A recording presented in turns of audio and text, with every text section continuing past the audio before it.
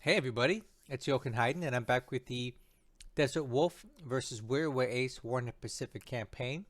This is scenario 1 with stacking limits, and today we'll be taking a look at the 15th of December 1942.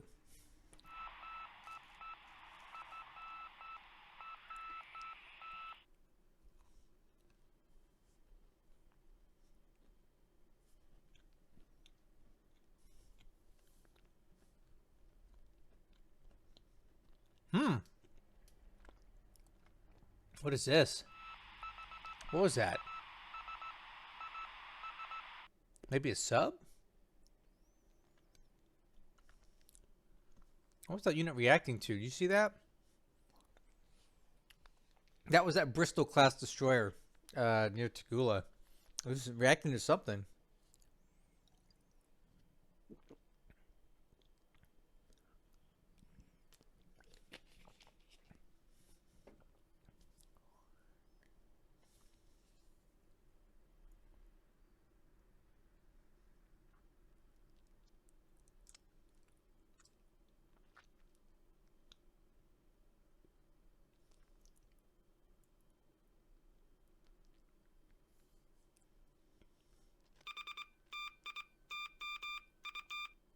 Reacting to what?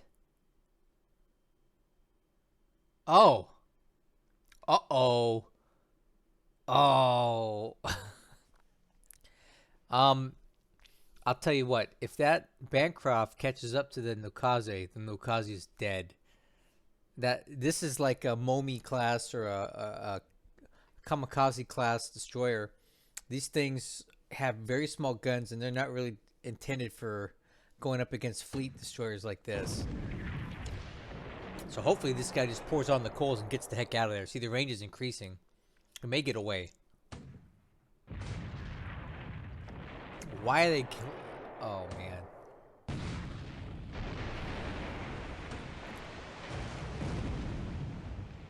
No way. Really? That's crazy. They actually got a hit on the Bancroft.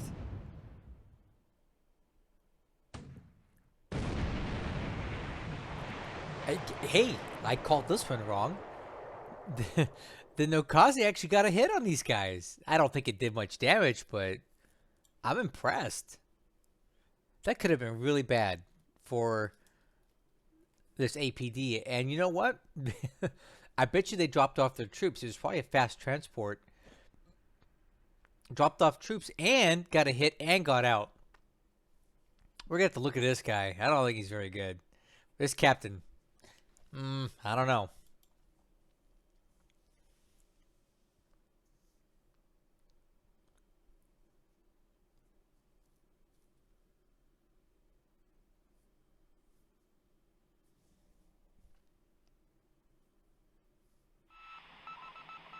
S-45.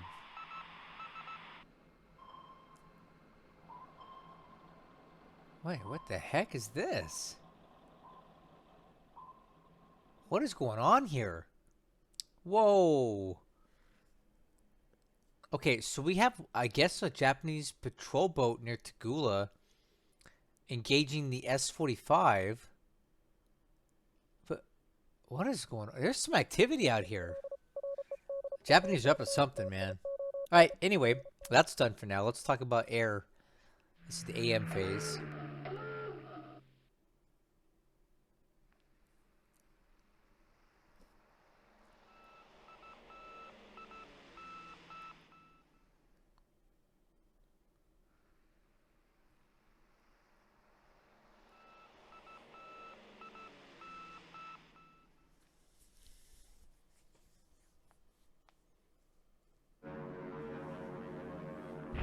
Okay, starting off with the usual sweeps in China.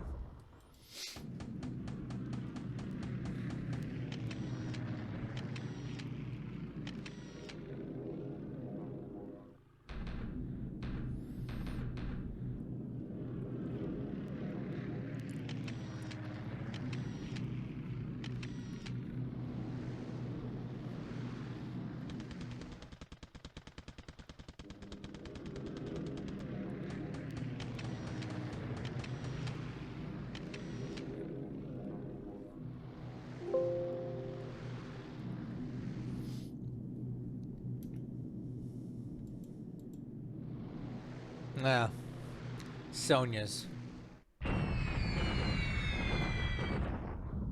Mm-hmm.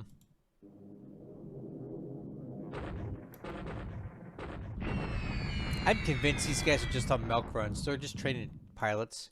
If if he was really trying to break through here, he'd send bigger stuff.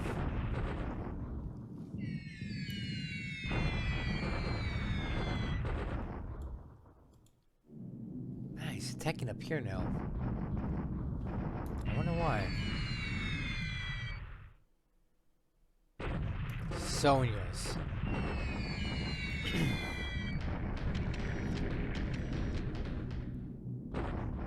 What is this? A few liberators getting in here and dropping some bombs. Boela.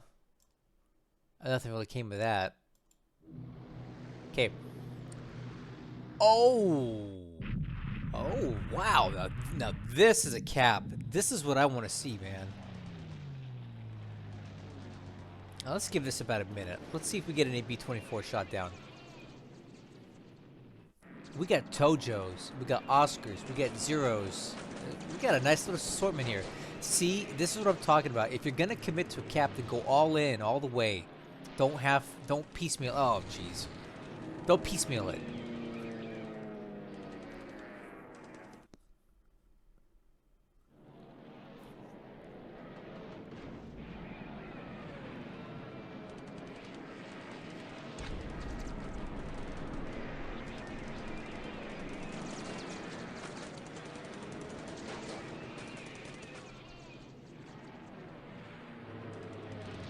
Well, so far, I'm not impressed by the Japanese cap.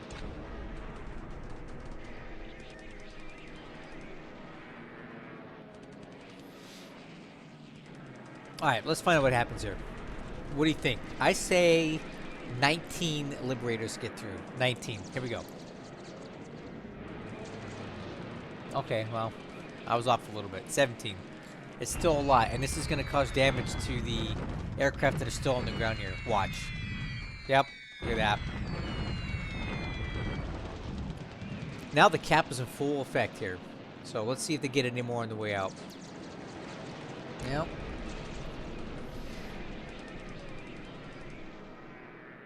This is a little bit better. This is a little better for the Japanese. A minimal damage to the base.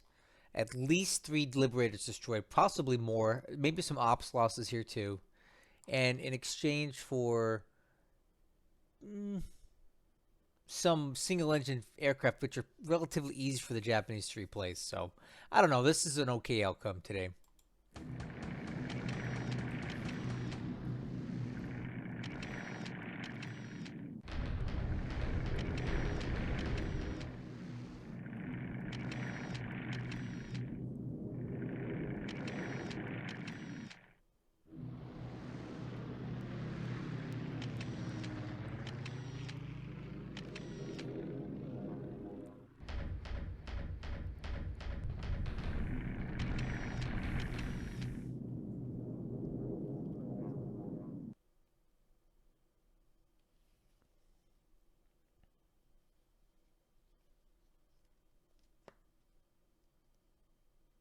Okay, now we're into the PM phase, and these typically go a little faster, and they more often than not consist of a lot of. Oh, that's not good. Dina got shot down. The PM phase has a lot more recon in it.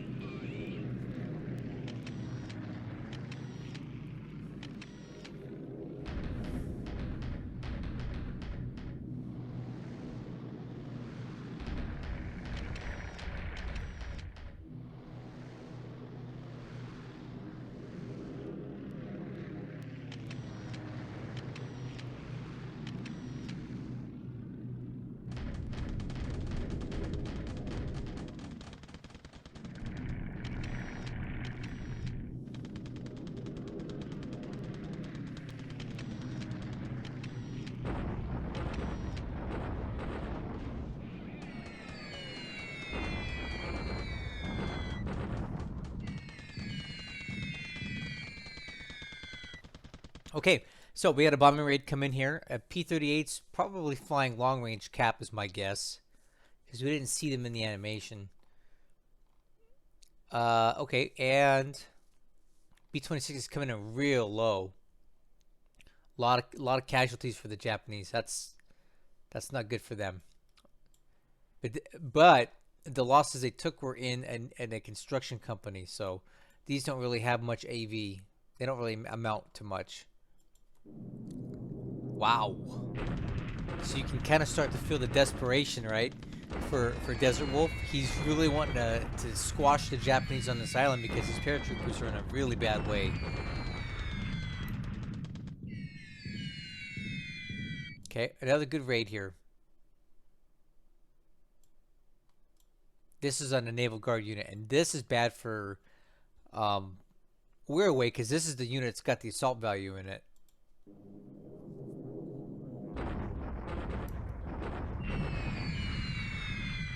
There you go, just pecking away at it.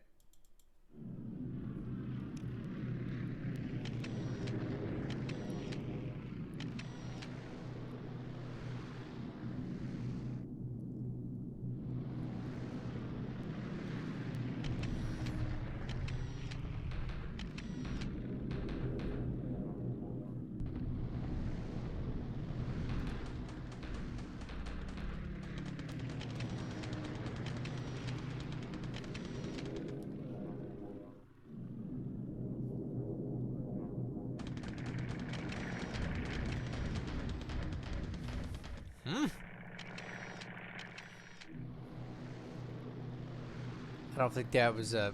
I don't think that was a PB anything Liberator. Okay, air transport phase. Nothing.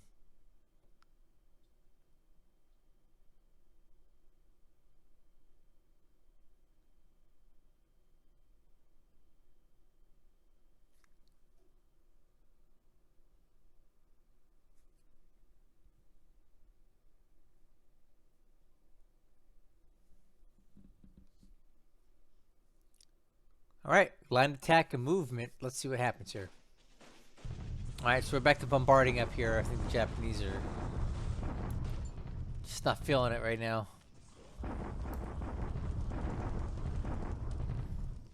This is an okay bombardment. Okay. Bombardment here. Okay, whatever. Usual. Very little to show for it. This number has hardly moved in days.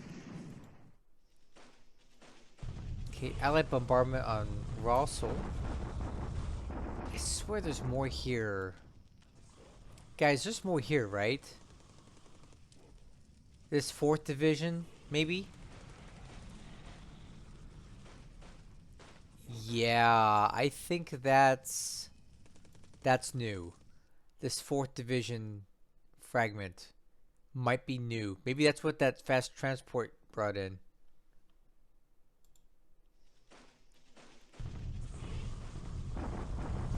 Wow, look at that. Wow, look at this. This mixed brigade has really recovered a lot. You seen that? This Guards mixed brigade has more AV than the best unit that the Allies have on the island. It's recovering. That's not good. Man, Naru's they're kind of gaining their strength back. Whew. What? Whoa! 2nd USMC Parachute Battalion wiped out at Ailing Laplap by attrition. Oh, dang. That's really bad. Yeah.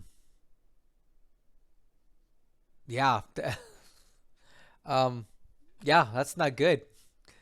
That's not good at all. Dang.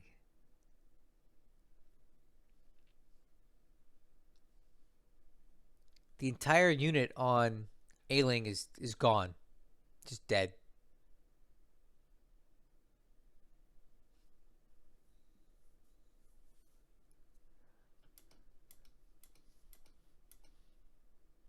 Okay, we're into the arrivals here. New Marine Fighter Squadron. VMF 223. That's not Pappy Boyington's one, is it? We'll check it out.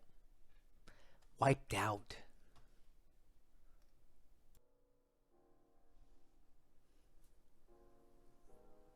Okay. Wow. Let's take a look at this. Intelligence report. A costly day in the air for the Allies. About dang time, man. I was getting tired of these B-24s just running amok out here. But they were punished appropriately today. 8 were shot down with 3 more lost on the way home. And it only cost 1-0 shot down in the air, 3 destroyed on the ground. Let's see. A couple of miscellaneous aircraft lost around here. But yeah, the big story, the B-24s were punished a bit for their transgressions over K Island.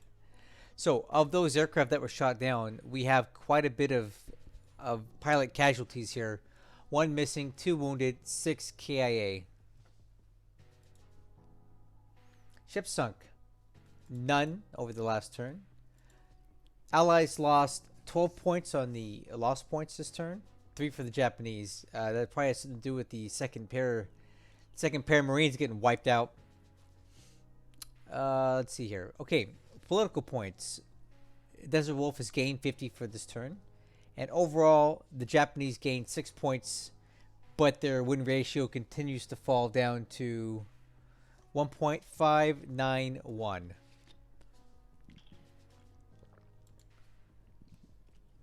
Let's take a look at Combat Reporter. See what we got here.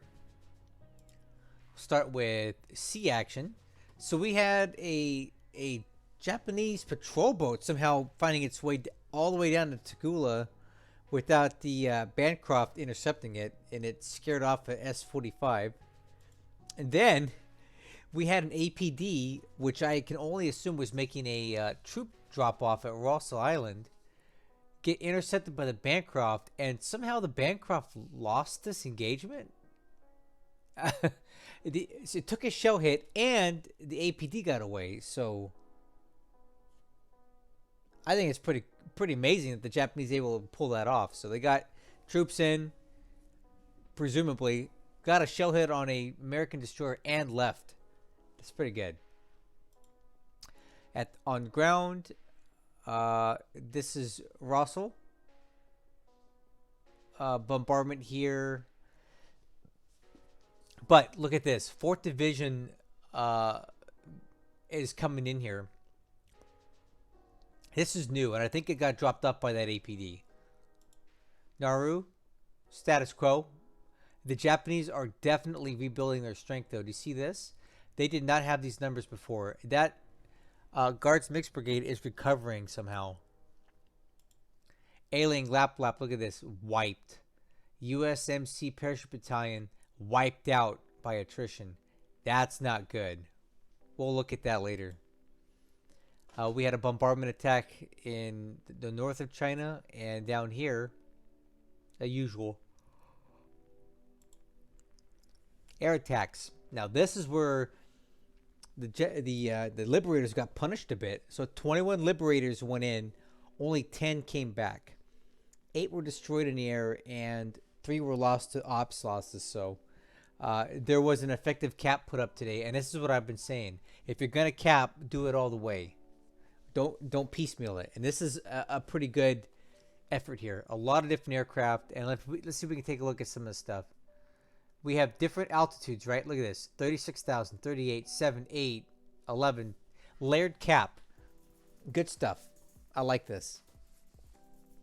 If you're gonna have all these squadrons, I think this is the way to do it. So the LB-30s went into Buela, which is in the Dutch East Indies, presumably to attack oil installations there. They didn't really hit much. The usual stuff in China. A big raid by B-26s and B-25s to the troops on Ailing Lap Lap, but it did not help the situation too much. China had some more bombing. Ailing again, another big raid there. And the same stuff in China again there. Let's look at the SIGINT, because I did see some stuff that I thought was useful. So radio transmissions at 96,100. Look at that. Something is either going into or coming out of Babel. If we look on the map, Babel Daub, near Pelelu, there's something in here, right about there. And it's probably transitioning between Babel and Truck. It could be carriers, it could be support ships, who knows what it is, but there's something in here. All right, look at this. This is very telling. The 2nd of the 4th Division is loaded on APD no Kaze, moving to Rabal. So let's talk about that for a second. The Nokaze was the ship that engaged the Bancroft this turn, and it's saying it's taking stuff to Rabal. So maybe I got this backwards, and it actually is not putting troops in. Maybe it's taking them out. Because why would the Sigyn say it's moving them to Rabal? They should be going from Rabal to Rossel, is what I thought. Maybe this is actually a way of Wirraway evacuating troops. I don't really know what to make of that. So some sort of shenanigans is going on between Rabal and Rossel Island with the 4th Division fragment. All right, and we also see we got another Air Force battalion moving to Truck, probably to start building up the air defenses there. Let's see here. Where is that? Okay, that's in Burma. 6th Fleet is at Kwajalein. Okay. Majuro base forces at Eniwetok. All right. And, oh, look at this. The first Yokosuka, or Yokusuka if you're people who like to act like you can speak Japanese. The first SNLF is planning for attack on Endeni. So if I'm not mistaken, I do believe the first Yokosuka SNLF is a parachute regiment or a parachute unit. So we could potentially be looking at some sort of parachute assault on Endeni. I don't think he would try it. There's not a lot of infantry here, but there is a lot of second line troop account here. A lot of engineers and such, right? And these things all do add firepower. Now, granted, they don't add much, but they do contribute somewhat to your assault value for calculations. And when you stack this many squads, this many devices into the defense of a base like this, they will add up enough firepower eventually to probably defeat one parachute unit. I just want to show you that there is something being said about Endeni here, though. Okay. I already went through the ops report, and I only saw a couple things I want to point out. I did want to check out this VMF 223 at Los Angeles, because it sounds like a famous unit. 223. Maybe it's not. I don't know. I thought it might be. Nope. Doesn't appear to be. So this is a new unit, just came on map. They need to get filled out with pilots, obviously. Okay, and then I went through all of this stuff. I didn't see anything worth mentioning except for the unknown tab. And look at this. Look at this. So we have PBYs transporting this Australian Air Force unit to Tagula. More engineers going to Ontong, Java. Look at this, though. PBYs are transporting 3rd USMC Battalion from Ailing. This one, 2nd from. 9 from. So he's actually evacuating Ailing Laplap. So that's what happened here. Okay. The reason that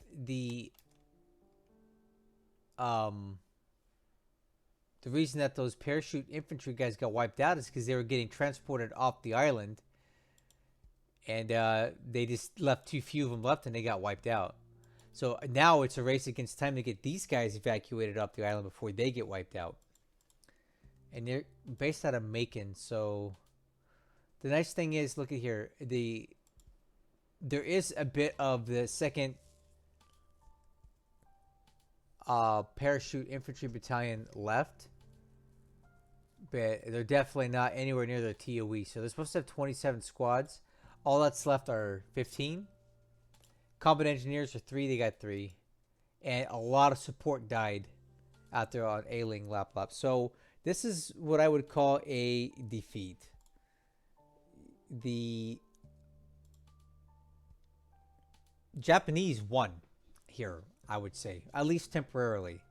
They were able to repel the parachute invasion and wipe out a unit, well, partially. And now the 3rd USMC Parachute Battalion is at risk of getting wiped out as well. So the Japanese did well here defending this dot base. They think it's that important.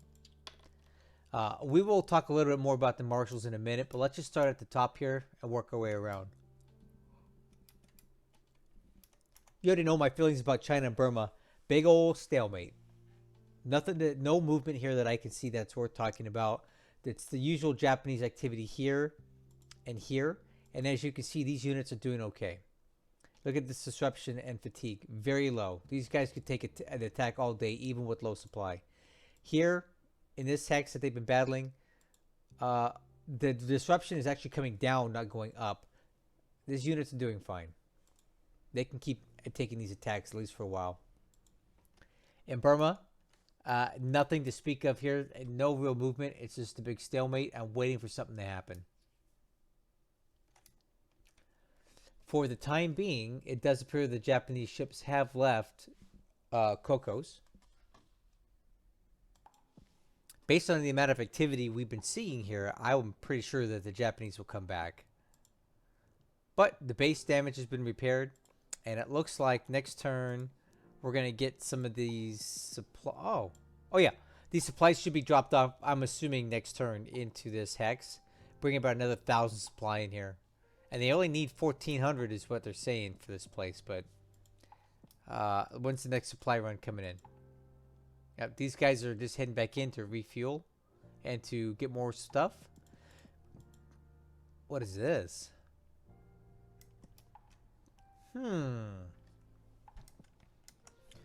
These guys are heading... This is a bunch of AMC... What is this? Huh. I wonder where these guys are going. A bunch of Dutch AMCs, which are the local minesweepers. AV Chandelure. Huh. What's going on here? Some activity down here. We should keep an eye on that. Anyway, I don't know what the long-term prognosis is for Cocos as far as it pertains to the Japanese and what they're trying to do with it, but it's not going anywhere, at least for now. Nothing really happening out here. We talked about the Bancroft, and this is the damage that it actually took from that engagement with that APD. So there's your 12 centimeter shell hit. It did superficial damage to the ship. Some systems, some engine damage, nothing major. This ship is just fine. However, I am curious as to what's going on with the Japanese troops here at Russell. Are they getting transported in? Or are they getting evacuated out? I don't know. Just the usual activity in Tulagi. Munda's got some stuff going on. A lot of bombers. You see that? I wonder what they're planning for. Alright. And we'll finish up in the marshals again. So these are the battleships that are moving off. I'm assuming northwest would be... Oh, that direction. So they're probably heading back to Japan to rearm or somewhere else. I don't know where they're going. This is where that parachute regiment was, where he talked about that. The garrison on Mili has not been molested in some time by the Allies, so I'm sure they're building up. The Japanese are definitely getting lots of troops into K Island. Look at the amount they've got there now. It had about 19,000 when this whole thing started a couple weeks ago, and now there's 36,000 troops spotted with a lot of guns. So definitely the troops that are on the island here are strong. They're powerful, but I don't know if they have what it takes to take the island out right now. Plus, the supply they have is not going to last. Two to three attacks, and this will be in the red. So right now, these guys are just going to take up defensive positions. They're going to guard their beachhead and just wait. That's all they can do. At Nauru, it's much of the same. We see that the Japanese garrison is actually recovering assault value, such that these amount of troops are no longer enough to hold the play. They can hold what they got, but they don't have enough to take it. So it does appear that the Japanese have executed what looks like to me now is a successful defense of these islands, at least temporarily.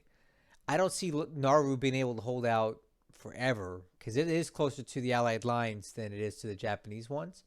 But K Island is going to turn into a bit of a death trap for the Allies if something major doesn't happen here.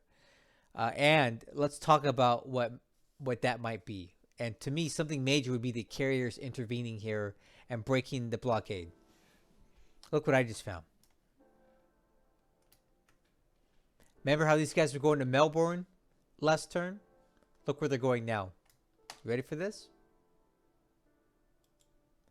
Now they're going back to Fiji. What the heck? I have no idea what this whole maneuver was about. So these carriers have been moving for about 3 days towards Melbourne, and now they're turning around and heading right back to Suva. And I can only assume now that Desert Wolf is electing to maybe get back into the fight with these guys. So they're probably going to go back to Suva to top off fuel and rearm. And then I still stand by my statement that Desert Wolf may be trying to attempt a carrier battle up here at some point.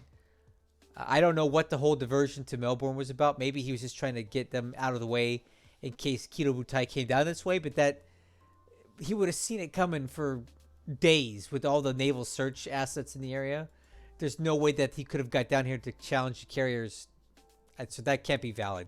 I still don't understand what was going on with the carriers. But they're turning around. They're going to go back to Suva, top off. And then my guess is they're going to head back north towards the Gilberts and possibly intervene at K Island to do something with this. Because either K or Eniwetok or Ponape are important if you want to conquer Truk. And Truk is a very important base for the Japanese. And to get this within the 4-inch bomber range, you're going to need one of these two bases, right? So Desert Wolf said, well, this is the one that's closer to my lines than that one. So he went for this. It may have been an island too far, at least temporarily. The Japanese have reinforced it heavily. They've moved aircraft in there. The Kido Butai, about 3 turns ago, was spotted right off the island. My guesses are still hovering in this area somewhere. So overall, the assessment for me is the Japanese have done the best they can with this offensive in the Marshalls. Again, to summarize, they've stopped the invasion of Ailing Laplap right now. They pumped the brakes on the invasion of Kusai, and Nauru is just a big stalemate. So I got to hand it to Wirraway. He's done better here in hindsight than I thought he was initially. I thought this would have been done already, these invasions, and now they're turning into very prolonged affairs. So, yeah, let me know what you think about the enemy. I mean, the Allied, the Allied aircraft carriers turning back around from their move towards Melbourne to head back to Suva. What's up with that? Get you guys on the next one.